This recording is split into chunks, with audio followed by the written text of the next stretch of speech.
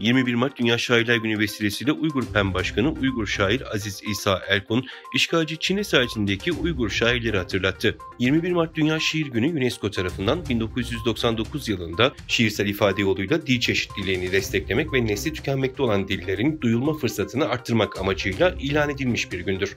Çin 2017'den bu yana 500'den fazla Uygur şairini tutukladı ve zulmetti. Şiir yazma suçundan dolayı onlara uzun hapis cezaları verdi. Aralarında Abdülbakir Celaleddin, Ferhat Tursun, Abdet Abdülreşit Berki, Rahim Yasin, Adil Tunyaz ve Gülnisa Emin Gulkan gibi önemli isimlerin de bulunduğu bu şairler artık kendilerini parmaklıklar ardında buluyor.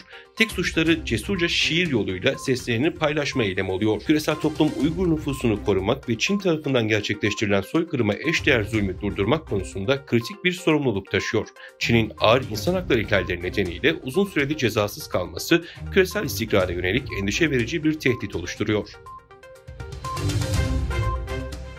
19 Mart'ta Belçika Uygur Derneği ile Belçika Yeşiller Partisi'nin temsilcisi Samuel Kogaletti'nin katkılarıyla Leuven Üniversitesi Öğrenci Birliği tarafından düzenlenen bir konferans gerçekleştirildi. Etkinliğin ana konusu Uygur soykırımı ve Uygur kimliği üzerineydi. Belçika Uygur Derneği Başkanı Akber'in de belirttiği üzere konferansta Uygur soykırımının tarihsel arka planı ve Uygurların mevcut durumu hakkında kapsamlı bilgiler sunuldu. Bu önemli etkinliğe üniversitenin uluslararası ilişkiler, stratejik araştırma, sosyoloji ve antropoloji bölümlerinde öğrenim gören öğrenciler katıldı. Öğrenciler Uygurlar hakkında derinlemesine araştırma yaparak geldiler ve Uygur soykırımının zorunlu kürtaj politikaları, zorla çalıştırma ve kölelikle olan bağlantıları üzerine önemli soruları gündeme getirdiler.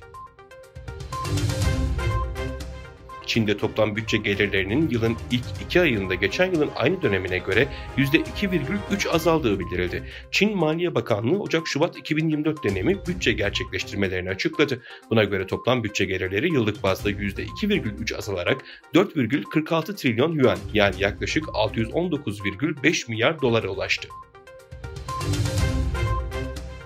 Avrupa Birliği Konseyi Başkanı Charles Michel, Bosna Hersek'te katılım müzakerelerine başlama kararı alındığını duyurdu. Michel, Brüksel'de düzenlenen AB zirvesi sürerken sosyal medya hesabı X üzerinden açıklama yaptı. Bosna Hersek üyelik başvurusunu 15 Şubat 2016'da yapmış, aday ülke statüsünü 15 Aralık 2022'de almıştı. Çin'e ait sahil güvenlik gemilerinin Doğu Çin Denizi'ndeki tartışmalı Senkaku takım adaları etrafında Japon ulusal kara sularını ihlal ettiği bildirildi. Okinawa eyaletinin Naha ilçesindeki 11. Bölge Sahil Güvenlik Karargahı açıklamasına göre Çin'e ait 4 sahil güvenlik gemisi Japon kara sularını ihlal etti. Kübajima adasının güneydoğu kıyılarına yaklaşan Çin gemileri 2 saat bölgede kaldıktan sonra Japonya sahil güvenliğinin uyarılarının ardından bölgeden ayrıldı. Brüksel'de Uluslararası Atom Enerjisi Ajansı ve Belçika hükümetinin ev sahipliğinde düzenlenen ilk nükleer enerji zirvesinin sonunda nükleer enerji ortak bildirisi yayımlandı. Nükleer enerjiye destek veren 30'un üzerinde ülke mevcut nükleer reaktörlerin ömrünün uzatılması, yatırımları finanse edecek koşulların sağlanması, yeni nükleer enerji santrallerinin inşası ve küçük modüler reaktörlerin kurulmasında birlikte çalışmayı taahhüt etti.